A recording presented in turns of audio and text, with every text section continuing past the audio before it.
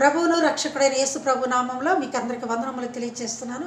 ప్రతిరోజు ప్రభువారు నా నోట పలికిస్తున్న దివ్యవాక్కులు వింటున్న మీకు అందరికి కూడా దేవుడి దీవెనలు తప్పకుండా ఉంటాయి. అలాగే నా ప్రత్యేకమైన కృతజ్ఞతలు తెలియజేస్తున్నాను. రండి ఈరోజు వాక్య భాగంలోకి వెళ్దాము.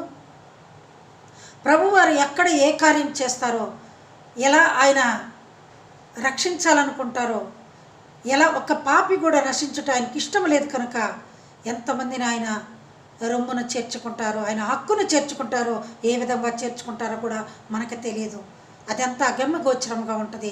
ఆయన క్రియలన్నీ ఆశ్చర్య కార్యములు, ఆశ్చర్య క్రియలన్నీ మనకు తెలియకుండానే ఉంటాయి. అలాగే ప్రభువారు ఈరోజు వాక్య భాగంలో లూకా సువార్త 19వ అధ్యాయంలో మనం పొట్టి జక్కయ్యను చూసుకోబోతున్నాము. ఆయన అస్సలు అనుకోలేదు ప్రభువులో రక్షింపబడతానని. అలాగే ఈ క్షణమే మరి నేను నా పాపములని ఒప్పుకుంటానని అనుకోలేదు. ఆయన అనుకోని రీతిగా జరిగించేది కదా ఆశ్చర్యకార్యములు. ప్రభువారు ఎక్కడ ఎవరిని పట్టుకుంటాడో మనకు తెలియదు కనుక మనం మెలకువగా ఉండాలి. పాపిని దేవా దర్శనమీవా, ప్రేమ స్వరూపుడా యేసు ప్రభువా, పాపిని దేవా, పాపిని దేవా దర్శనమీవా. మనం ప్రార్థించాలి. పాపిని దేవా నాకు దర్శనమివ్వా అని ప్రార్థిస్తూనే ఉండాలా. ఆనాడు కనాను స్త్రీ తన కుమార్తెకు దయ్యం పడితే వదిలిపెట్టకుండా ఆయనను కుక్కతో పోల్చినా కూడా, అయ్యా కుక్కలు కూడా బల్ల మీద నుండి పడి రొట్టె ముక్కను తింటాయి కదా, అవి తిన్నా చాలయ్యా నా కుమార్తె స్వస్థతకు పడుతుంది, నా కుమార్తెకు దయ్యం వదిలిపోద్ది. అన్యురాలైన కనాను స్త్రీ ఏ విధముగా నమ్మినదో అలాగే మనం కూడా నమ్మాలి. ఎందుకంటే ప్రతిరోజు వాక్య భాగంలో ఒక్కొక్కరిని నేను గుర్తు చేస్తూనే ఉన్నాను, మీరు కూడా వింటూనే ఉన్నారు. ప్రియులారా, గుర్తుపెట్టుకోండి, మర్చిపోవద్దు. ఎందుకంటే దేవుని వాక్యములు మన హృదయంలో ముద్రించుకొని పోయి ఉండాలా. మరి ఈరోజు వాక్య భాగంలోకి వచ్చేద్దాము. లూకా సువార్త 19వ అధ్యాయము పొట్టి జక్కయ్య గురించి చూసుకుందాం మనం.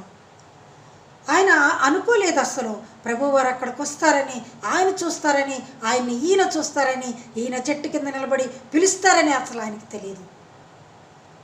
చూసారా ప్రియులారా, ఒకవేళ మనం కూడా ఆశపడితే, ప్రభువుని చూడాలని ఆశపడితే ఆయన ఖచ్చితంగా మన దగ్గరికి వస్తాడు. చదువుదాం ఆ వాక్య భాగం. లూకా సువార్త 19వ అధ్యాయం చదువుదాం మనము. ఆయన సంచరించుచు ఎరుకో పట్టణంలో ప్రవేశించి దాని గుండా పోవచ్చుండెను. ఎరుకో పట్టణంలో గుండా పోతున్నాడు. సంచరించుచు తిరుగుతూ ఉన్నారు, అన్ని ఊర్లు తిరుగుతున్నారు, అన్ని చోట్ల పలకరించుకుంటున్నారు, అన్ని చూస్తున్నారు ప్రాంతాలన్నీ. ఎరుకో పట్టణానికి వచ్చారు, పట్టణాలన్నీ తిరిగారు. ఎరుకో పట్టణం అంటే ప్రియులారా మనకు తెలిసే ఉన్న సంగతి అది. ఒకవేళ కొంతమంది తెలియకపోతే ఎప్పుడు వినండి. ఎరుకో పట్టణము శపితమైన పట్టణం, శపించబడిన పట్టణము. అందులో మంచి ఎక్కడా లేదు ఆ పట్టణంలో. అందుకే ఆ ఎరుకో గోడలు కూల్చివేయబడ్డాయి. అక్కడ ఒక పొట్టి జక్కయ్య అని ఆయన ఉన్నాడు. ఎందుకంటే ఆ పట్టణం యొక్క కల్చర్ని బట్టి ఆయన్ని చూపిస్తున్నాం మనం. దాని గుండా పోవచ్చుండెను. ఇదిగో సుంకపు గుత్తదారుడును ధనవంతుడనైన జక్కయ్య అని మారు పేరు గల ఒకడుండెను. సుంకపు గుత్తదారుడు మరి వడ్డీలకి మనీ ఇస్తాడనమాట. అలాగే పన్నులు వసూలు చేసుకుంటూ ఉంటాడు. ఎలాగంటే కొంతకి ఇంకొంత కలుపుకొని ఎక్కువగా వాళ్ళకి వడ్డీలకు వడ్డీ, చక్రవడ్డీలు లాంటివి వేసి ఆ ధనాన్ని అంతా తీసుకొని ఇంటి నిండా పెట్టుకునేవాడు. ఇల్లంతా నిండిపోయింది ధనంతో. ఒకవేళ కట్టలేని వాళ్ళని హింసించి వాళ్ళని బాధ పెట్టి ఏ విధంగానైనా ఆ డబ్బును తీసుకొని ఇంట్లో జాగ్రత్త చేసుకునేవాడు. అందుకని ఆయనకి సుంకపు గుత్తదారుడు అని పేరు వచ్చినది. ఎక్కువ ధనవంతుడు అతను. ఎందుకంటే ఇంత సొమ్ము తీసుకుంటున్నాడు కదా, ఇంత పన్ను వసూలు చేస్తున్నాడు కదా, మరి ధనవంతుడు కాకుండా ఎలా ఉంటాడు? ఎరుకో పట్టణంలో ఉండే కల్చర్ అది, పద్ధతి అది. అక్కడ అందరూ జరిగేవి అవే. ఎరుకో పట్టణంలో జరిగేవన్నీ కూడా మరి మనకి ప్రభువారికి ఇష్టమైన కార్యములే. ఆ ఎరుకో పట్టణం శపింపబడినదే పట్టణం అది. అక్కడ ఆ పొట్టి జక్కయ్య ఉన్నాడు, మారు పేరు గల అతను ఒకడుండెను. యేసు ఎవరో అని చూడగోరాను. ప్రభువారు వస్తున్నారు. అందరు సందడిగా ఉంది. ఎందుకయ్యా గోల వస్తుంది, ఏం జరుగుతుంది అన్నప్పుడు వాళ్ళు చెప్పారు యేసు ప్రభువారు ఈ దారిని వస్తున్నారని. అప్పుడు జక్కయ్య అనుకున్నాడు, అయ్యో ఆయన చాలా మంచివాడు, అంటే ఎలా ఉంటాడు ఒకసారి చూడాలని ఆశపడ్డాడు.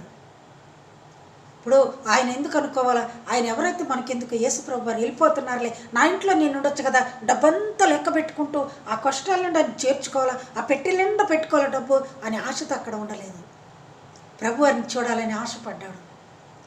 యేసుప్రభు వారిని చూడాలని ఆశపడి పరిగెత్తుకుంటూ వచ్చాడంట. చిన్నగా రాలేదు, ఎందుకంటే చిన్నగా వస్తే ఆయన మిస్ అయిపోతారేమో.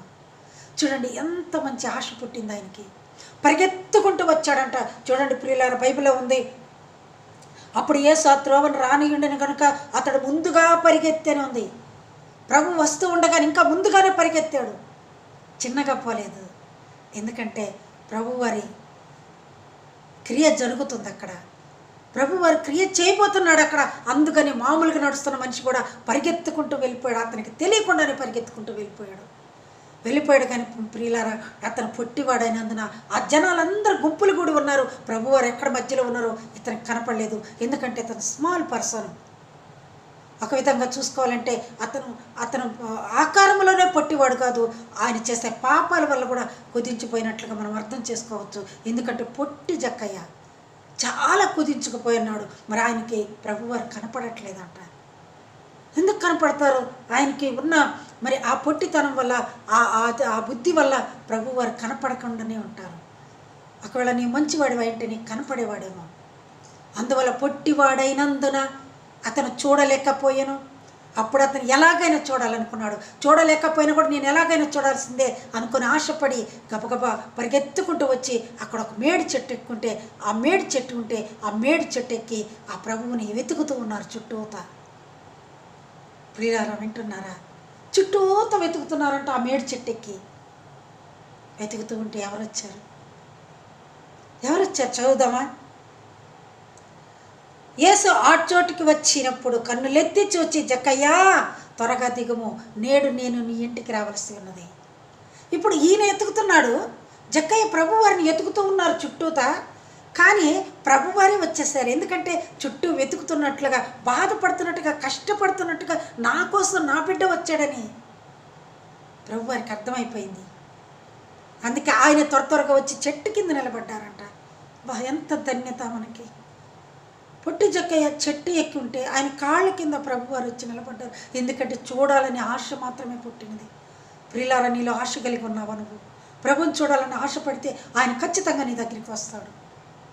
ఆశయ చిన్న ఆశయ ఓ యేసయ్య నీవే తీర్చాలయ్యా, నీతో నేను నడవాలని, నీతో కలిసి ఉండాలని, నీతో నేను నడవాలని, నీతో కలిసి ఉండాలని ఆశ పుట్టినది ఆయనకి. ఆయనతో కలిసి ఉండాలని అనుకోలేదు. జస్ట్ లైక్ ఆయన చూద్దామనుకున్నాడు అంతే. చూడాలని ఆశపడ్డందుకే ప్రభువారు ఆయన కాళ్ళ కింద వచ్చి నిలబడ్డారంటే మనం ఇంకా రోజు ప్రార్థన విశ్వాసంగా చేస్తే ఆయన ఎందుకు రారు మన దగ్గరికి? ప్రభువారు వచ్చి ఆ పొట్టి జక్కయ్య కాళ్ళ కింద నిలబడి, జక్కయ్య నువ్వు ఎందుకు ఎదుగుతున్నావు, త్వరగా దిగిరా, నేడు నేను నీ ఇంటికి రావాల్సి ఉన్నది. బా, అసలు ఎంత గొప్ప విషయం ఇది. జస్ట్ వెతుకటానికి ఆయన చూడాలి, అసలు ఎట్టుంటాడు, ఆయన రూపం చూడాలని వెళ్ళాడు. కానీ ప్రభువారు వచ్చి కాళ్ళ దగ్గర నిలబడి పిలుస్తాడని ఆయన ఎక్స్పెక్ట్ చేయలేదు అతను. అప్పుడు చూసి ఆనందం పట్టలేక గొప్ప గొప్ప గొప్ప గొప్ప దిగేస్తాడు కిందకి. త్వరగా దిగమన్నాడు కదా, అందుకని త్వరగా దిగమన్నప్పుడు ఆ చూడు, ఇదిగో జక్కయ్య త్వరగా దిగము, నేడు నేను నీ ఇంట ఉండవలసినదని చెప్పగా అతడు త్వరగా దిగి, బైబిల్లో ఉంది ప్రియులారా, త్వరగా దిగి ఆయనను ఇంట చేర్చుకొనేను అని ఉన్నది ఇక్కడ సంతోషంతో. ఇప్పుడు సంతోషం ఎందుకు కలగాలి ఆయనకి? ఇప్పుడు ఆయన పాపి కదా, ఆయన దగ్గర చాలా డబ్బు ఉంది కదా, చాలా పాప మూటలని మూట కట్టుకుని ఉన్నాడు కదా. ఇప్పుడు అవన్నీ ఇంటికి తీసుకెళ్తే ఆయన చూస్తాడు కదా, ప్రభువారు చూస్తారు కదా. మరి ఆయన ఎలాగ సంతోషంతో ఇంటికి తీసుకెళ్లారు? ఎలా తీసుకెళ్ళాడు ఇంటికి? అదే ప్రియులారా దేవుని కృప, అదే దేవుని ఆశ్చర్యకార్యాలు. త్వరగా దిగి సంతోషంతో ఉక్కిరి బిక్కిరైపోతున్నాడంట. త్వరగా ఇంటికి తీసుకెళ్ళిపోయి ఆ ఇంట్లో కూర్చోబెట్టుకున్నాడు. కానీ ఆ బయట ఉన్న వాళ్ళంతా, జనసమూహం అంతా, మేము ఉదయం నుంచి ఆయనతో తిరుగుతున్నాం కదా, మరి మా ఇంట్లోకి రాలేదే, వాడు పాపి కదా, పాపి ఇంటికి వెళ్ళాడు ప్రభువారు అని వాళ్ళంతా గుసగుసలు చెప్పుకుంటున్నారంట. ఎందుకంటే పొట్టి జక్కయ్య పన్నులు వసూలు చేసేవాడని, ఎంతో దుర్మార్గుడని అందరికీ తెలుసు కనుక వాళ్ళంతా గుసగుసలు ఆడుకుంటున్నారు. పాపి అయిన ఇంట బస చేయవెళ్ళానని. పాపి ఇంటికి ఆయన వెళ్తాడు. నీవు పాపివా, నేను పాపినా, మన ఇంటికి ఖచ్చితంగా వస్తాడు ఆయన.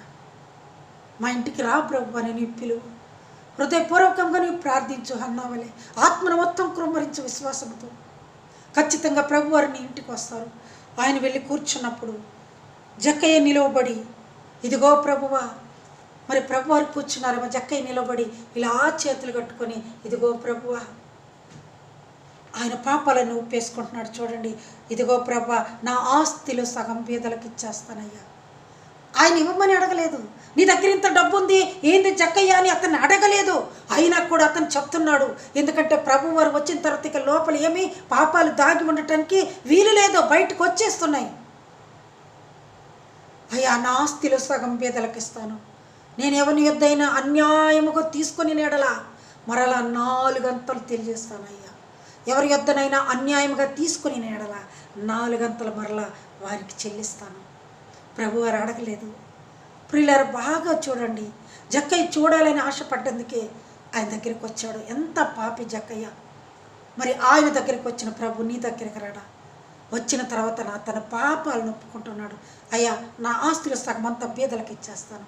నేను ఎవరి యొద్దనైనా అన్యాయంగా తీసుకొని ఉంటే 4 అంతలు మరలా తిరిగి చెల్లించేస్తానయ్యా, నాకు అవసరం లేదు అని చెప్పినప్పుడు ప్రభు సంతోషపడ్డారు.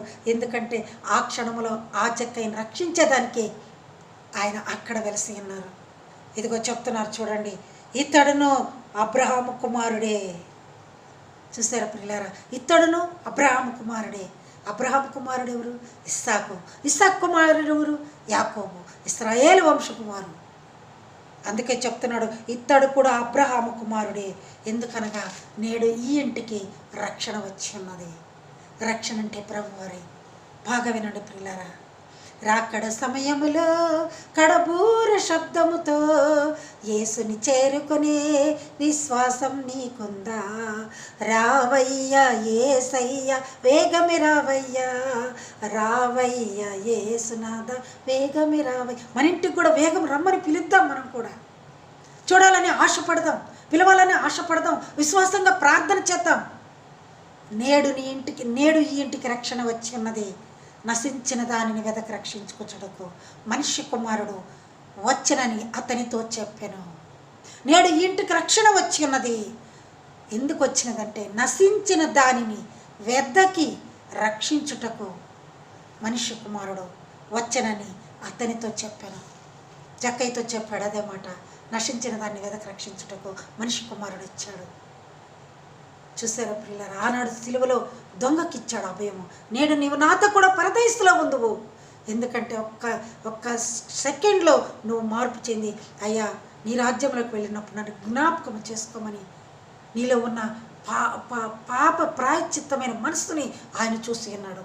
అలాగే పొట్టి జక్కయ్య కూడా నిలవబడి చెప్పిన మాటలన్నీ కూడా ఆయన అప్పటికప్పుడు పాపాలని ఒప్పేసుకున్నందుకు గాను ప్రభువారు ఇష్టపడి, ఇతడును అబ్రహాము కుమారుడే, ఈ ఇంటికి రక్షణ వచ్చి ఉన్నది. నశించిన దానిని వెతక రక్షించుటకు మనిషి కుమారుడు వచ్చినని చెప్పాను. నీ ఇంటికి కూడా ప్రభు వస్తాడు. నీ ఇంట్లో నశించిపోతున్న మిమ్ములను రక్షించటానికి మనిషి కుమారుడు తప్పకుండా వస్తాడు. నీ కుటుంబమునకు రాహబు వలె ఎర్రని దారముని ఇంటికి కట్టుకొని ఉండు. నీవు పొట్టి జక్కయ్య వలె ఆశపడి ఉండు. చూడాలని ఆశపడ్డాడు. ఆయన సుందర రూపాన్ని చూడాలని ఆశపడ్డందుకే ప్రభువారు ఆ ఇంటికి రక్షణ తీసుకొచ్చి ఆ ఇంటికి వెళ్ళిపోయినారు. ప్రియమైన దేవుని బిడ్డలారా, మీరందరూ కూడా మరి ప్రభువుని రక్షకుడుగా అంగీకరించాలనుకుంటే ఈ క్షణమే ఆయన వెతకండి, ఆయన దొరుకుతాడు. దేవుడి ఈ వాక్యం ఇంతటికో దీవించి ఆశీర్వదించును గాక. God bless you all.